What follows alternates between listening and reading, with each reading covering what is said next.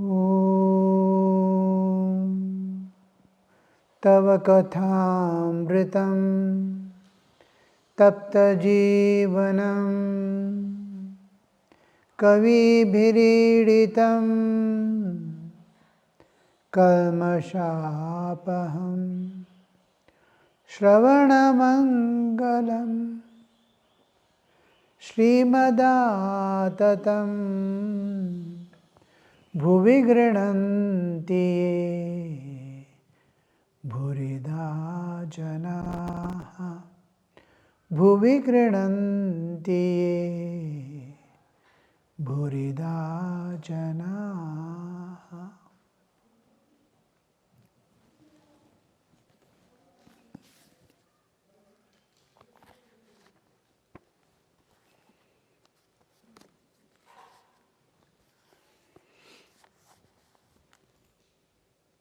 We are studying Bhagavad Gita and we are studying the Gospel of Sri Ramakrishna. Time and again, God incarnates,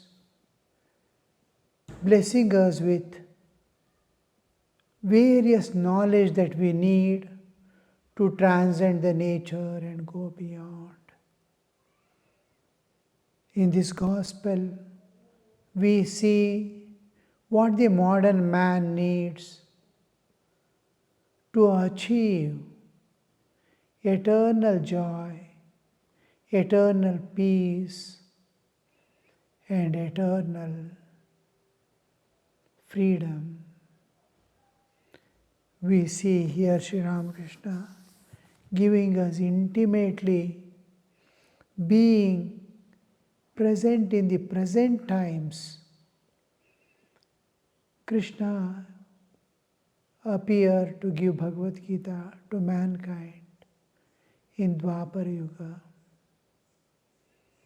Kali Yuga has transformed heavily, and the modern wave of materialism, the materialistic tendencies has entered the heart of man with cell phone in his brain, and his brain is kept outside. In the world, now the artificial intelligence seems to empty the entire system of human existence. He can neither go forward nor backward. He'll be caught in the framework of Maya, deeper and deeper, that to evolve to his divinehood, to manifest the inner divinity, to achieve lasting peace, real joy, the joy and peace that never ends, to attain, seems to be no way. Sri Ramakrishna has come in that junction, the period where this great transformation, transition is taking place, and giving us this nectar of and essence of this whole, what the Hindu culture from ancient times has been depicting to the world. Man is divine. He need not go anywhere to achieve eternity, peace and bliss. It is within him. He is divine. Let him break the identity with the body. He will see himself what he is. To transcend the limitations set by the body, of course, it is in only waking state that we identify with body. The rest of our existence, before birth, after birth, till we take birth again, and in states other than waking state, we never identify with body. but transcending the three layers or levels of consciousness that we commonly pass through, Jagrat, Swapna, Shushupti, we must be able to enter higher levels of consciousness, and there we find the great transformations coming over us to reach absolute perfection.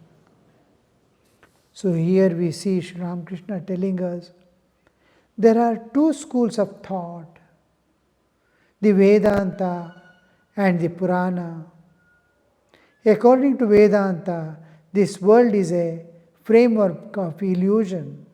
That is to say, it is all illusory, like a dream. But according to the Purana, the books of devotion, God Himself has become the 24 cosmic principles. Worship God both within and without. The two schools of thought, the Vedantic and Puranic. The Vedanta, they tell the same truth in different words, in different ways.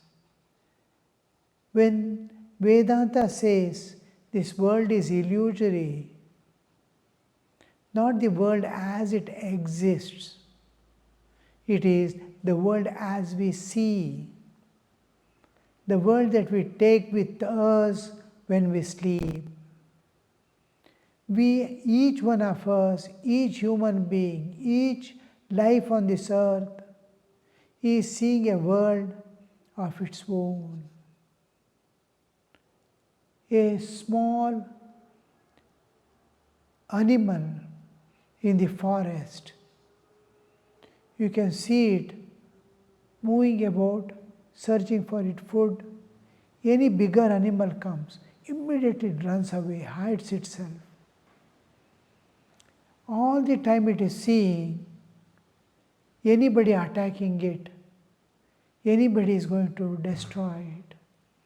His eyes are seeing a world where there is danger always.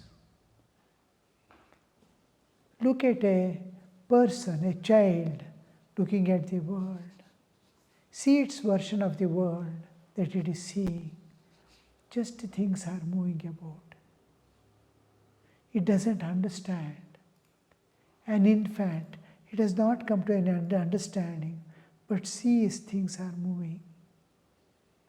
Colors are there. Everything is new.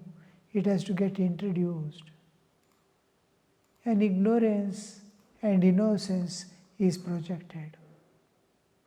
As a child goes to school, he has his friends and things.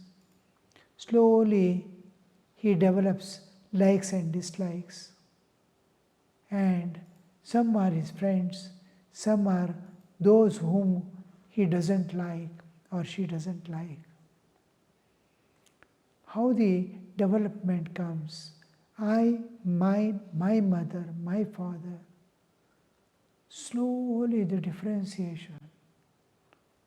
And the world that it sees is entirely different. Mine, yours, who is favorable, who is unfavorable, a world.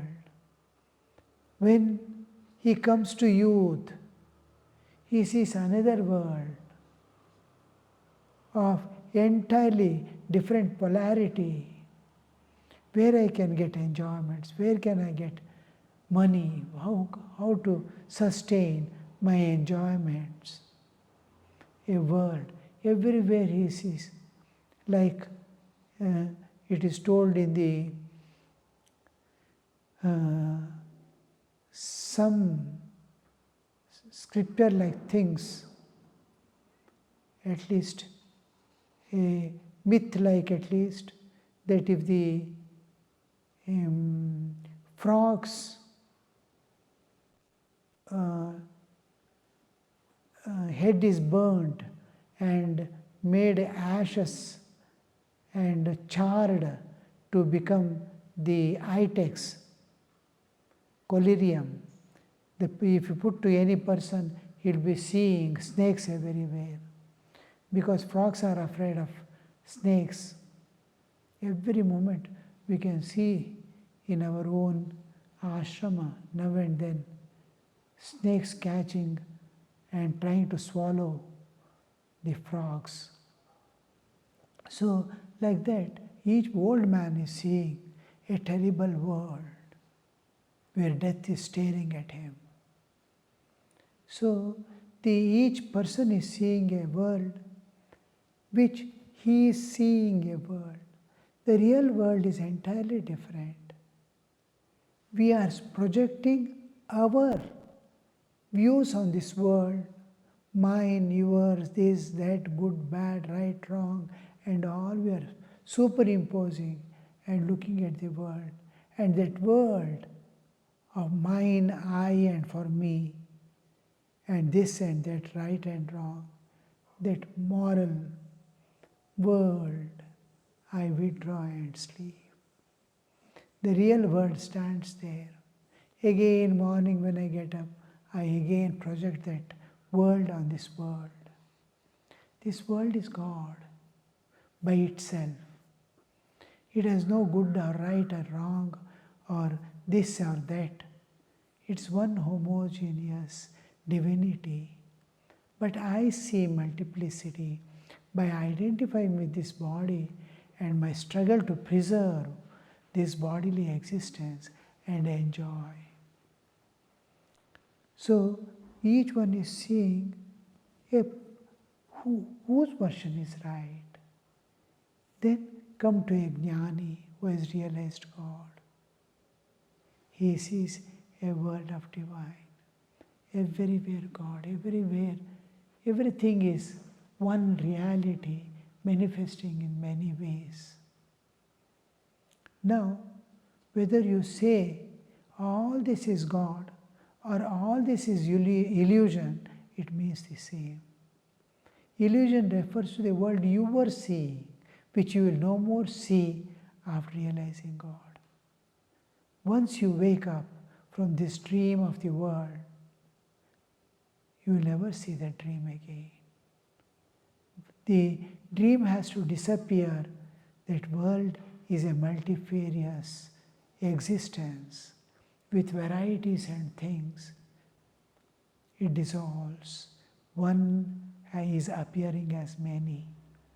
Just like in dream, one mind is appearing as the whole world, as good, bad, right, wrong, action, so many beings, animal, all these are seen, multifarious things, as we are projecting it.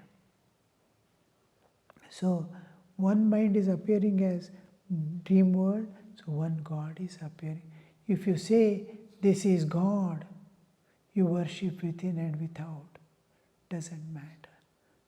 It is pointing at a transcendental reality.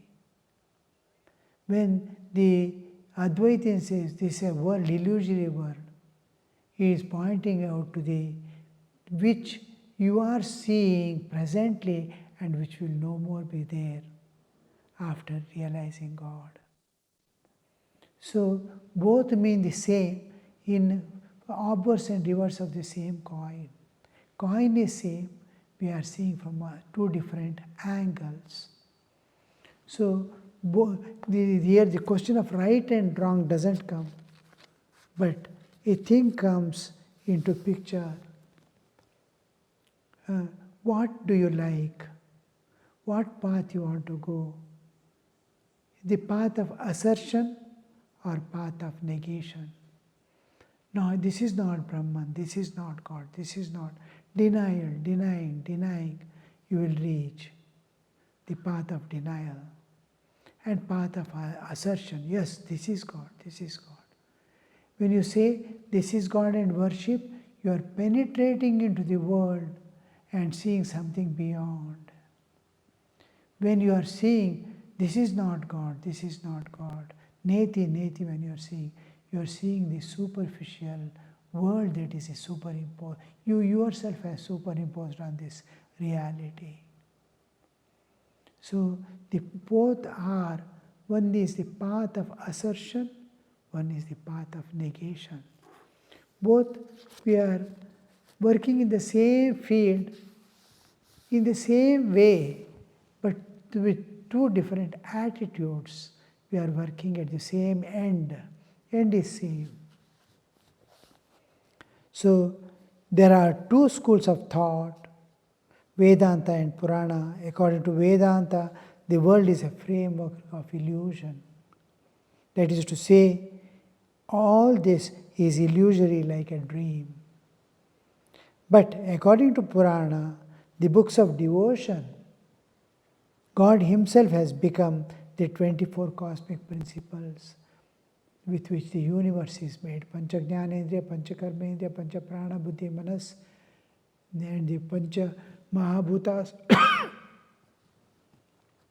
along with Prakriti.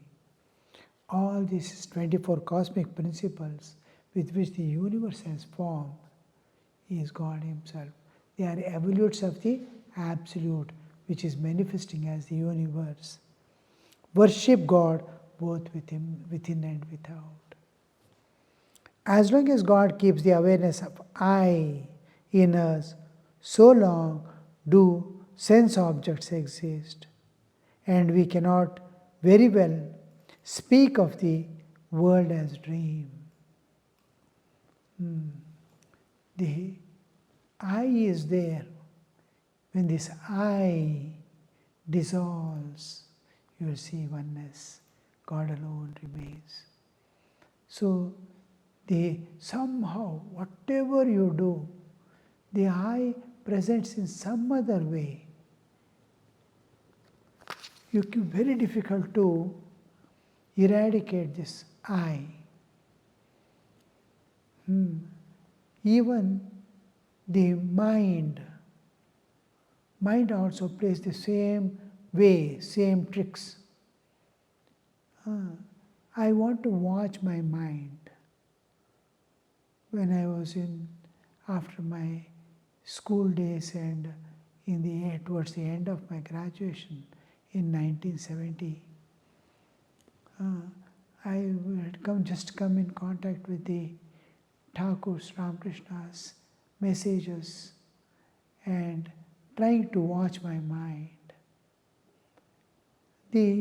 Slowly we turn inward to see the mind. Mind and ego are going behind. I am seeing, the mind is seeing. The intellect is slowly we awaken the intellect. I want to use that buddhi to know what is this mind, how the thoughts are appearing. As we turn inward, I turn inward, but the I slowly moves at the back. I am there, I am watching. My intellect, my buddhi is watching my mind. The buddhi is watching. As I turn, if I try to see the ego, I turn inward, the ego is behind the observer always. I am observing, I is there. If we cannot peep inside, when this I dissolves, the inner shines forth by itself. The problem is the I. Mind also. I want to watch the mind. Mind is just going with me, with that ego behind, and because mind is an instrument of grahana. Mind is what you are going to catch, the senses and mind, what it wants to see. Now senses are seeing, mind is grasping. Now instead of senses, senses cannot see what is mind. I have to turn inward. I am turning inward and trying to see. Mind is going behind me, with me, behind. The mind is the receiver always, so receiver is behind. Is moving with me. I can never watch my mind so easily. So the silent to make the mind calm and then try to visualize one by one, will it shine forth by itself? Can I remain dissolved in the mind to see what mind is? So many methods, so many techniques we have to use to understand. Then we land in a place where we can visualize the mind functioning, a thought slowly appearing and taking full form, and then slowly dissolving away. Before it goes, it clicks another thought and goes. A stream of thoughts, one behind the other, will be flowing. A story is going on. Anything I think, its mind is constantly churning, one linking to the other, it's constantly flowing, one behind the other. The senses are grasping, it is cultivating. Receiving constantly and grasping and throwing, the intellect is discerning, trying to ascertain, memories are trying to fix up.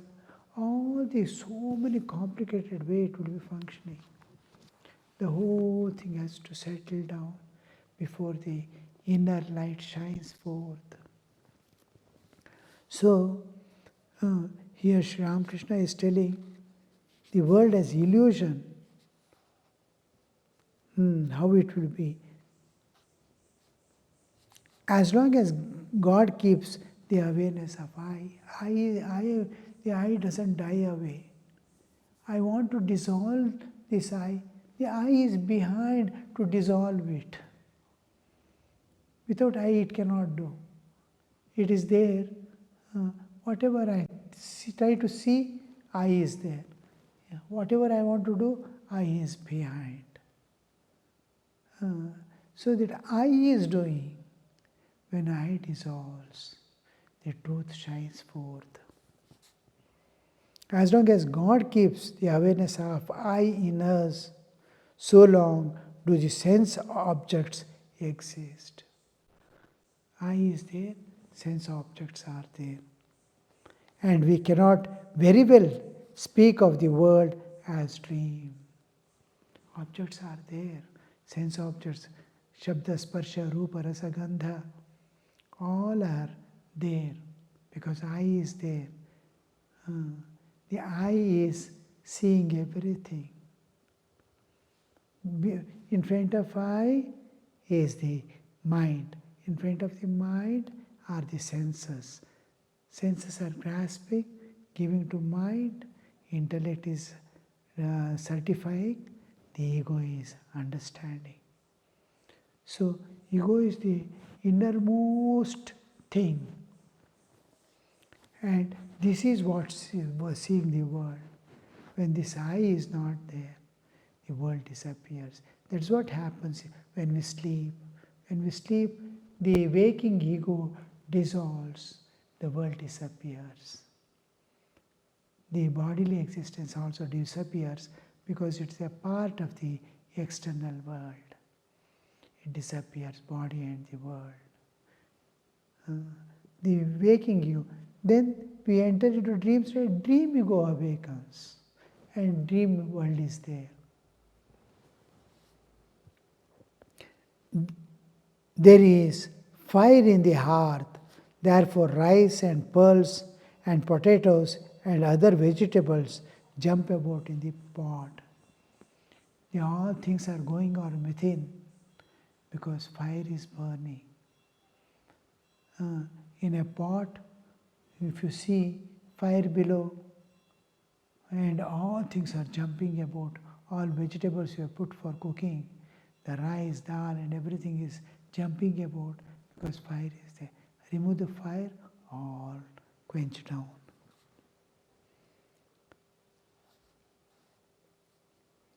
They jump about as if to say, we are here, we are jumping. The body is pot, mind and intelligence are water. The objects of senses are rice, potatoes and other vegetables. The I consciousness, identified with the senses, says, I am jumping about. And Satchidananda is the fire. The Chaitanya, consciousness, I am conscious. This consciousness is the fire with which all things, mind, senses, body and all are working, because consciousness is there. If I am unconscious or consciousness leaves the body, body becomes dead matter. So Chaitanya is making this body alive. Expression of consciousness through matter is life. So life is there. This is what we see, that Chaitanya being there, everything is there. I being there, world is there outside. Hence, the Bhakti scriptures describe this very world as the mansion of mirth, a joyful place. The Bhakti scriptures describe this world as the mansion of mirth, that is filled with joy, rejoicing. Ramprasad sang in one of his songs, "This world is a framework of illusion."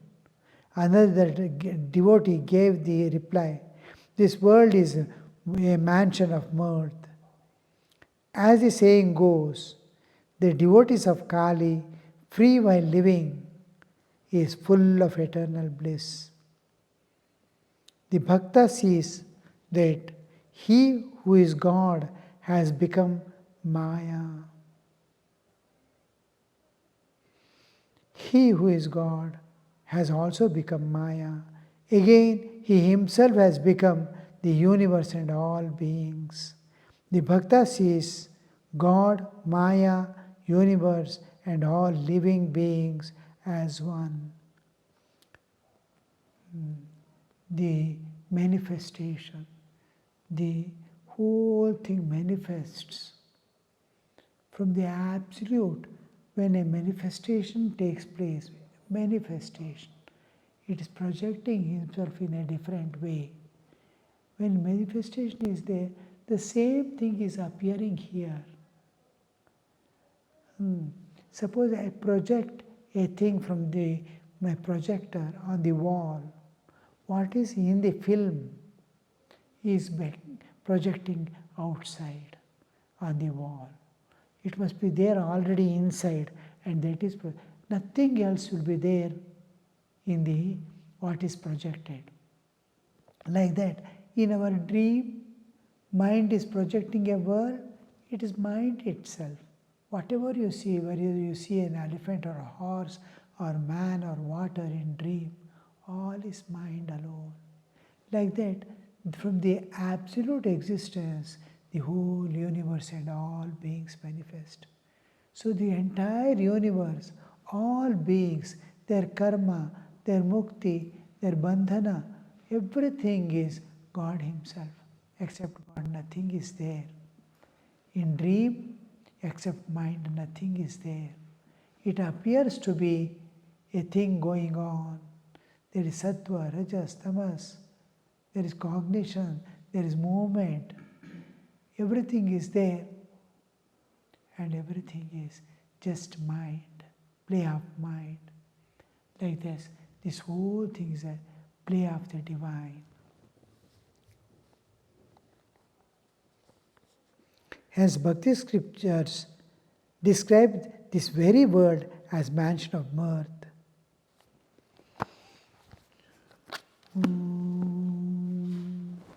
Shanti, Shanti, Shanti. Harihi Om Tat Sat. Shri Ramakrishna Arpanamastu.